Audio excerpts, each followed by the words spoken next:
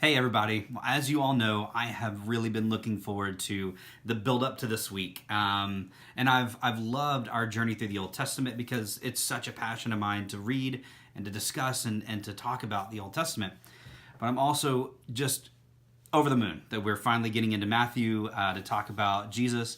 And so we're kicking that off this week. Christmas is obviously right around the corner next week. And so this is our this is our Sunday right before Christmas. So we're going to focus on the birth of Jesus this Sunday. We're reading Matthew chapter 1. So if that's something you desire to read along with us, do that. I laid out a challenge to our church community this week to read through the Gospel of Matthew as we go through it over the next 20 weeks. I hope that you'll join us.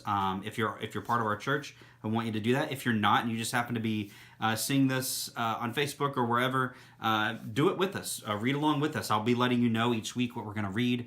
One or two chapters, whatever it ends up being. Read those along with us and discover on your own what's going on in the life of Jesus. But for this week, we're focusing on the birth, of course. And there's a lot in chapter 1 to talk about. We're going to focus, though, on Mary and Joseph and on baby Jesus. I've got something special that I want to do with the kids this week. So if people who are visiting, I'm going to be inviting the kids up to have a little special time together. I hope it's going to be beneficial to them and a blessing to your families.